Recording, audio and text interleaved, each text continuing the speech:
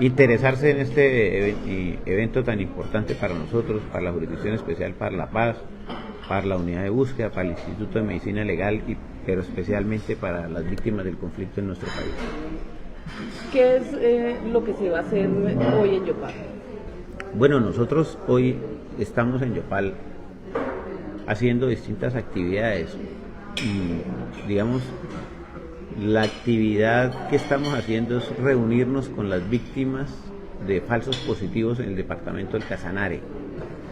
Hay varias familias que se encuentran reunidos con el equipo de investigadores y fiscales de la Unidad de Investigación y Acusación, a quienes se les está contando qué estamos haciendo, cuál ha sido el desarrollo del proceso que se viene adelantando por nosotros en la Jurisdicción Especial para la Paz, y por supuesto también haremos hoy en Yopal entrega digna de 2 cuerpos a sus familiares, el cuerpo de Silverio Rodríguez Camacho y el de Joel Bernal Barrera.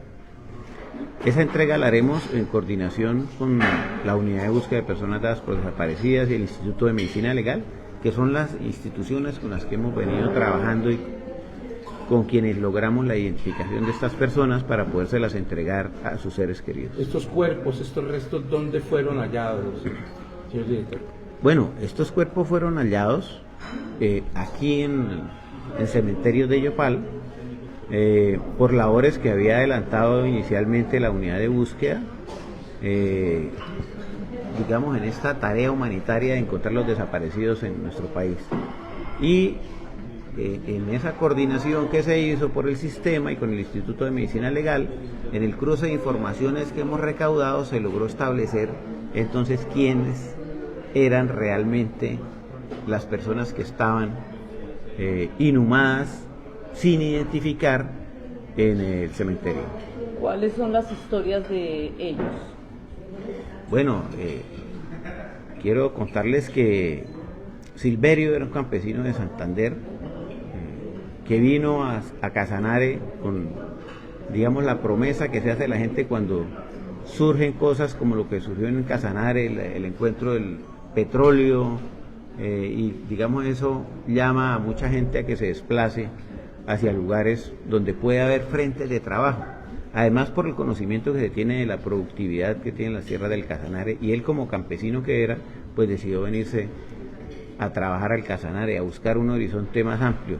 Desafortunadamente no logró ese horizonte, sino que terminó muerto y presentado como una baja en combate por parte de los Miguel de Sogamoso, a quien se le ofreció venir a hacer un trabajo y lo trajeron engañado y también le causaron la muerte, y fue presentado como baja en combate, como presunto integrante de un grupo terrorista sin identificar. Esa es la triste historia de estas 2 personas que perdieron la vida aquí en el Casanare en el año 2006. ¿Qué edad tenían en su momento cuando fueron asesinados? Bueno, Silverio tenía 39 años y Joel, que no recuerdo ahorita, creo que tenía 42 años. ¿Eso corresponde a qué año? En el año 2006 ocurrieron estos hechos. Aparte de este hecho, ¿qué más tienen registrado ustedes como jefe frente a la desaparición forzada aquí en Casanare? ¿Y Pues, los casos positivos? ¿Cuántos casos? Caramba, bueno, en cuanto a desapariciones, no, ni siquiera me atrevería a decir cuántos casos, porque son muchos los desaparecidos que hay en el Casanare. De hecho, nosotros, debo decirlo, desde el Sistema Integral para la Paz venimos trabajando desde que se implementó en lograr y establecer cuántos desaparecidos hay en Casanare, y todavía no lo sabemos. Uno haría mal en decir cuál es la cifra de desaparecidos en Casanare. Lo que sí le puedo decir es que son muchos los desaparecidos del Casanare. Ustedes saben que incluso aquí en el Casanare hay no una, sino varias organizaciones de víctimas de desaparecidos del Casanare, de manera que ese es un indicativo de la cantidad de desaparecidos que hay en este departamento.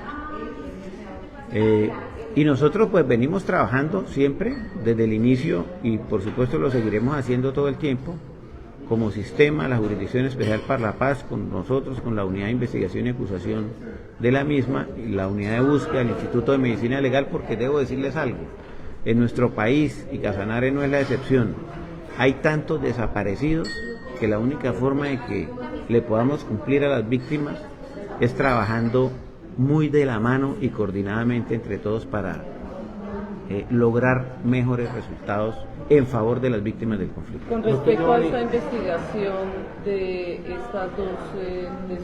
estas dos víctimas que se van a entregar hoy, ¿cuál es el avance? ¿Qué se tiene? Porque pues, usted es el director de la Unidad de Investigación y Acusación. Bueno, este proceso, estamos en la segunda fase del proceso. En la primera fase, que se adelantó por parte de la magistratura, algunos miembros del batallón y el Gaula aceptaron responsabilidad por las desapariciones en el Casanare. Ahora estamos en la fase de investigación de aquellos que no aceptaron la responsabilidad. Y precisamente en este proceso de investigación, que debe ser mucho más rigurosa, es que logramos en el cruce de información y el trabajo con la unidad de búsqueda identificar a estas dos personas. Y estamos, por supuesto, en el proceso de identificar más desaparecidos, víctimas de falsos positivos, y entregárselas dignamente a sus familias. Doctor Giovanni, en el departamento de Casanare particularmente dos guarniciones militares tuvieron mucho que ver con el tema de los falsos positivos. Uno es precisamente el Virno, batallón de infantería Ramón Donato Pérez, y el otro es el Gaula Casanare de su momento, al mando en su momento de tristemente célebre mayor Gustavo Enrique Soto Bracamonte. Hay casos en donde coincidan hombres del Virno, hombres del Gaula, y que terminaron con temas de falsos positivos. Caramba, seguramente así fue, pero no podría decirle en este momento un sí definitivo. Es posible que ocurra, pero cada caso hay que verlo particularmente. ¿Qué tan cerca está en este momento la JEP en el departamento de Casanare? Conocimos que tenía la posibilidad de ampliar una oficina acá en el territorio. Sí, estamos ya, eso es una decisión ya tomada. Instalar un equipo territorial de la Jurisdicción Especial para la Paz aquí en Yopal, Casanare. Eso va a facilitar el trabajo con los demás o con el otro órgano del sistema, que es la unidad de búsqueda, pero también pues estar más cerca de las víctimas y poder desarrollar de manera más ágil y eficiente la tarea que nos corresponde. Aquí habrá un fiscal con un equipo de investigadores que vendrá pues a reforzar el equipo que ya la jurisdicción tiene aquí en Casanare, de la Secretaría Ejecutiva, para apoyar a las víctimas del conflicto, y por supuesto el fiscal y los investigadores pues ampliarán toda la labor investigativa que nos corresponde. Con respecto al macrocaso 08, aquí en el departamento, ¿qué avances se tiene? Bueno, como les decía, aquí hubo gente que ya aceptó responsabilidad, y estamos ahora en el proceso de investigar a quienes no aceptaron la responsabilidad. Antes de un año no, antes de mediados del año entrante tendremos que tomar una decisión ya en torno a aquellos que no aceptaron responsabilidad, porque pues los términos nos corren, y además porque la justicia transicional no puede ser eterna.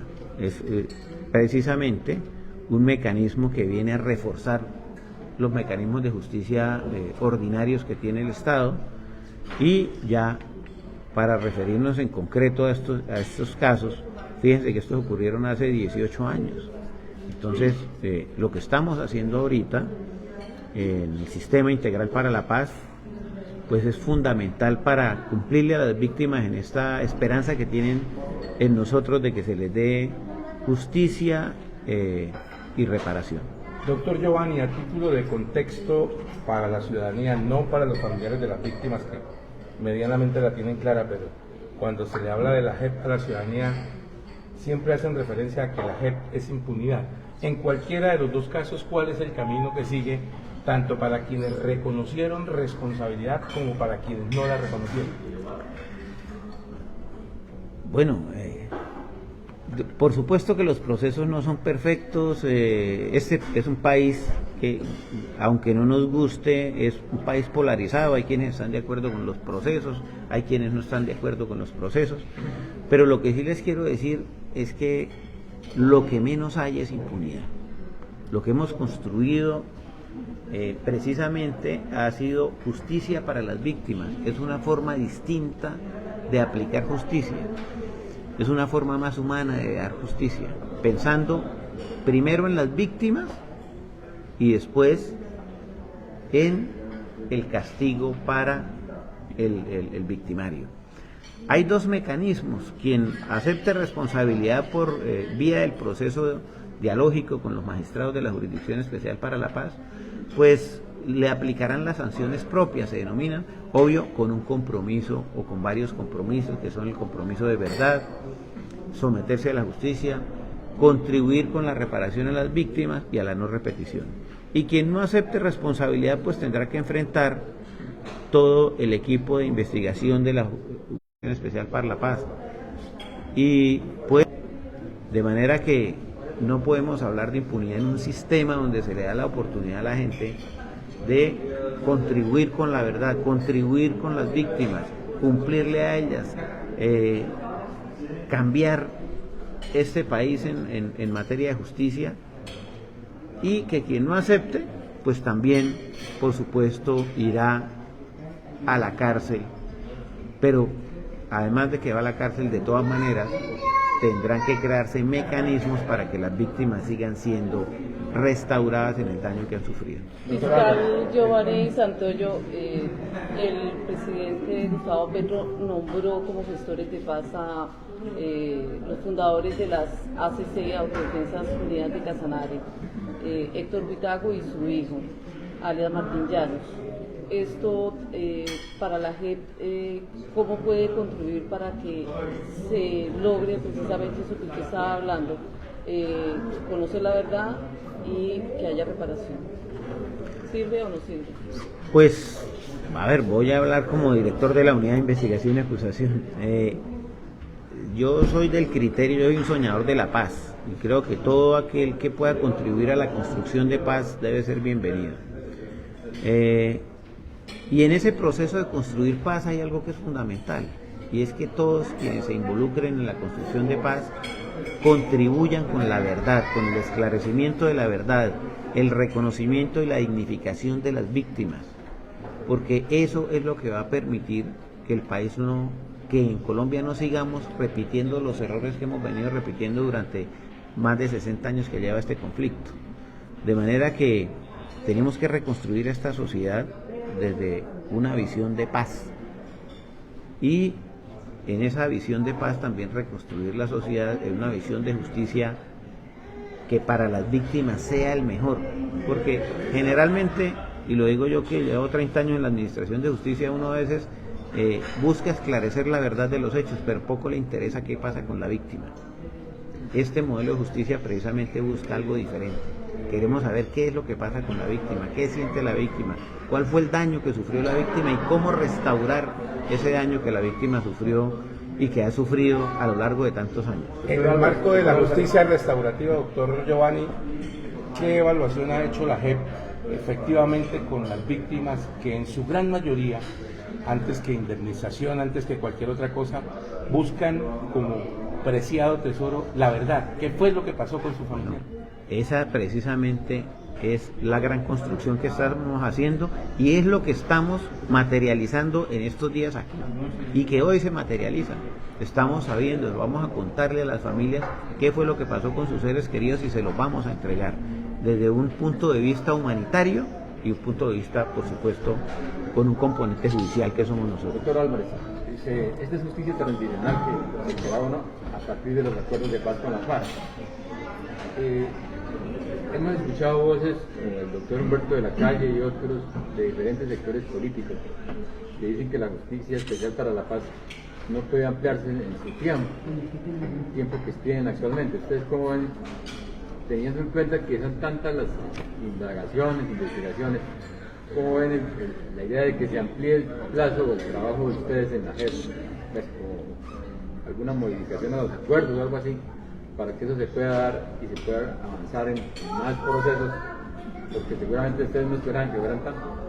Bueno, yo tengo que decirles algo, y por supuesto lo digo como director de la Unidad de Investigación y Acusación. La justicia transicional tiene que ser eso, transicional. De manera que las justicias transicionales tienen que ser ágiles y eficientes y deben tener un periodo de vida. No se pueden volver parte del paisaje de los países, ¿sí? Porque lo que se busca es solucionar un problema. Y aquí quiero retomar un poco las palabras del anterior presidente de la Jurisdicción Especial para la Paz. Vamos a respetar la estricta temporalidad, de manera que el compromiso es trabajar muy duro para cumplirle al país, cumplirle a las víctimas. ¿Qué fecha es que van? Y pues a nosotros vamos a cumplir 7 años y nos faltan 8 todavía, es más o menos hasta el 2032. Todavía tenemos unos años para trabajar duro y cumplirle al país y a las víctimas especialmente. Doctor Giovanni, algo fundamental es que esta justicia especial para la paz reúne todos los ingredientes, lo jurídico, lo humano. Esa retroalimentación con los familiares, ¿cuál ha sido? ¿Qué piensan ellos de todo este tipo de procesos, de lo que se ha hecho hasta el momento? Bueno, desde que la jurisdicción empezó sus funciones, y voy a referirme particularmente a la Unidad de Investigación y Acusación, digamos, en los acuerdos de paz se estableció que nosotros debemos mantener una comunicación fluida y permanente con las víctimas. De manera que desde que nosotros iniciamos los procesos, estamos hablando con las víctimas, compartiéndoles lo que estamos haciendo, cuáles son los avances que estamos teniendo. ¿Y esto para qué? Para las víctimas tengan la tranquilidad, primero, de que estamos trabajando, y segundo, que cuando se produzca un resultado, también sepan en qué consistió ese resultado, por qué se dio ese resultado, porque seguramente, y debo decirlo, tenemos casos donde hay víctimas que se han vinculado a un proceso y vinculado en el sentido de participar en el proceso, de tener comunicación con nosotros de forma permanente, y al final de la investigación se establece que, por ejemplo, en un caso concreto, su familiar, su ser querido, no fue muerto como consecuencia de la actuación de quien nosotros estamos investigando. Y ella entonces entiende, porque sabe cuál fue el desarrollo de la investigación. Pero también, por supuesto, lo más importante es escuchar a las víctimas, entender cuál fue el daño que sufrieron y, por supuesto, cuál es la expectativa que tienen en materia restaurativa. Porque, como bien lo han dicho ya algunos de ustedes acá, las víctimas no siempre esperan, o lo más importante para ellas no es que les den un poco de plata, que finalmente, digamos, no ha sido tal vez el mecanismo más eficaz, más eficiente para la restauración del daño a las víctimas. Si no sabemos la verdad de lo que ocurrió en Colombia, si no hablamos con las víctimas, si no las entendemos, si no las acompañamos, si no nos enteramos de qué es lo que quieren, nos equivocamos al decidir a motu propio qué es lo que uno cree como fiscal o como juez que la víctima quiere, o lo que ella necesita, ¿no? Ellas son las que saben qué fue lo que les pasó, qué es lo que quieren y realmente qué es lo que necesitan para que sean restauradas realmente. A propósito de ese tema de esa restauración y esa reparación, tenemos entendido que en Cumaral Meta se va a realizar un hospital, se va a construir un hospital para atender a las víctimas de violencia sexual, que fueron muchas en el conflicto. ¿Cómo es este proceso? ¿Cómo va? ¿Para cuándo debería estar? ¿Y qué se va a hacer allí? ¿Cuáles son las especialidades que se va a hacer allí? Bueno, sí, ese es un trabajo que se viene haciendo, es una tarea que se viene desarrollando desde el 2019, ya entrando en funcionamiento la Jurisdicción Especial para la Paz. Y precisamente en todo este proceso de mantener una comunicación con las víctimas, pues una de las solicitudes que nos habían hecho y nos siguen haciendo las víctimas de violencia sexual es que haya un lugar donde se les atienda integralmente, porque, digamos, en medio del conflicto armado, y no solo en medio del conflicto armado, han ocurrido casos muy aberrantes de violencia sexual, pero realmente no tenemos un mecanismo eficiente para atender las víctimas de violencia sexual y recuperarlas en su daño físico como en su daño psicológico. De manera que, sí, es cierto, ese es un proyecto que ya prácticamente se materializó, logramos que se comprometiera el gobierno nacional en la construcción del hospital, logramos pues que muchas personas se vincularan al proceso de construcción del hospital. La Universidad de la Gran Colombia, que es la que dona el lote para la construcción del hospital, el Ministerio de Salud, que pues se compromete con la construcción y puesta en marcha del hospital, el apoyo del Nobel de Paz, el doctor Denis Mukwege, que es el creador de ese modelo holístico de atención a las víctimas de violencia sexual, y el mismo Nobel, nuestro Nobel colombiano, el expresidente Juan Manuel Santos, está involucrado e interesado en que se construya el hospital y está, digamos, pendiente de apoyar esa tarea. También hemos hablado con la comunidad internacional, quienes están muy interesados en la construcción del hospital. La Fundación Rockefeller quiere apoyar la construcción del hospital, de manera que este hospital tiene mucho apoyo, no solo en el ámbito nacional, sino internacional. Pero además quiero decirles, va a ser un referente no solo para la región de la Orinoquía, sino para todo el país, para Sudamérica y para el mundo, porque hospitales como este solo hay 2 en el mundo. Este sería el tercero en el mundo, el que vamos a construir aquí en Colombia y que se va a construir en la Orinoquía colombiana. De manera que es un proyecto muy importante, es fundamental para las víctimas de violencia sexual, pero además va a ser un hospital materno-infantil, porque entendemos que en la zona de la Orinoquía no hay un hospital materno-infantil, de manera que, aparte de que se va a atender a las víctimas de violencia sexual holísticamente, va a ser un hospital materno-infantil que le prestará este servicio a toda la Orinoquía. Doctor Álvaro, aparte de ese importante tema, hay una inquietud que surge de una audiencia que hubo aquí en Yopal de la JEP, al general Henry William Torres Escalante. Queda la inquietud hasta dónde los militares que están vinculados con procesos de falsos positivos aceptan ser responsables de esos hechos, pero también hasta dónde colaboran con la verdad. En el caso que vimos del general Henry William, aceptó, pero como que no aceptó, quedó así como en duda y las víctimas quedaron muy inconformes. Bueno, digamos, el proceso tiene fases y uno de los compromisos, tal vez el principal, es precisamente la contribución a la verdad.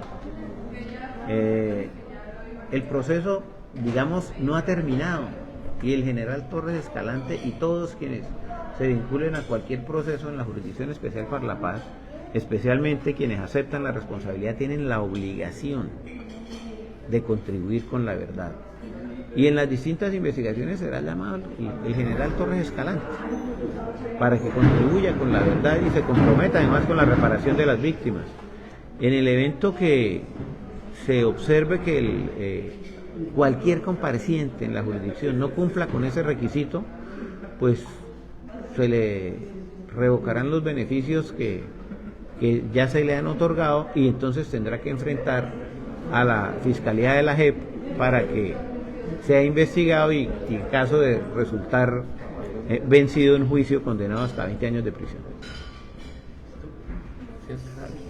Gracias.